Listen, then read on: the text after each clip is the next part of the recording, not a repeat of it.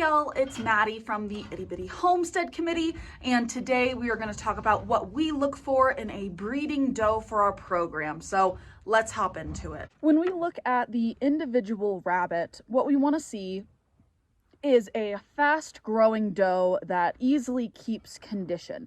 That's one of the main purposes in our breeding program that we want to look for, because the better she is to keep condition and the better she keeps condition on with the less amount of feed, the better she's going to do when she has kits normally.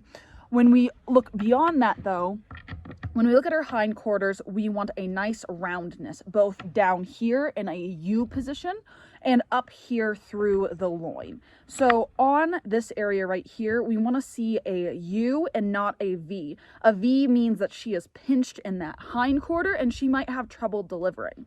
The same is true with up through here. We want a nice roundness to this hind end and filled in up over the loin, keeping a nice good condition. Also because we want those extra fat and muscle stores so she has extra to give her babies. The same is true up here in the roundness that we want when it comes to easily giving birth. If you have something that is tilted too high and too steep and then is narrow up here, again, those hips aren't as open as they can be, allowing those kits to pass through the birth canal. So again, nice roundness and fullness in the hips is what we're looking for in a breeding program. Here is an example of a rabbit that we are talking about that would have a nice potential for breeding and something that we would like to keep in our program as a brood doe.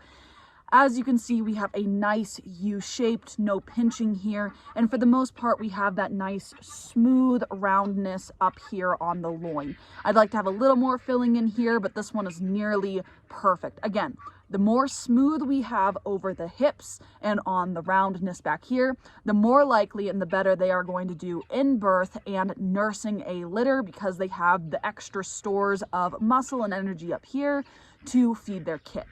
I haven't really introduced this doe yet on my YouTube channel. This is Syraxis, and she is one of our little mini Rex out of Strawberry. And I just kind of wanted to show on a hind view an animal that kind of needs to fill in more on her loin before I can breed her. But this baby's only 3 months old, so when we look at her hind end,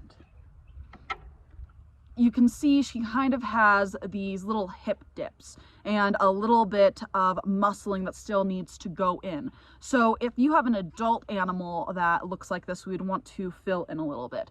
She is a little pinched right here in the hind. As you can see, it comes in more of a V than it does a U, but it's not absolutely horrible. So I'm going to rebreed her back to Strawberry to kind of improve that in this part of our lines, because if you look at her from a side view, she is a very pretty little thing with a really nice tall hide point that is equal to it in depth. So really happy with this doe. I just want to see her fill in a bit more on this hind quarter, and then I would be happier with breeding her. Beyond an individual's look though, there's something else I'm looking at. I want to compare them to their siblings. Are they one of the largest of the litter? Do they grow out fast? Normally when I keep back an animal, it was within the top 2 with the best body conformation of the litter with the fastest grow out. So it's either in first place or second place for being the chunkiest that I have.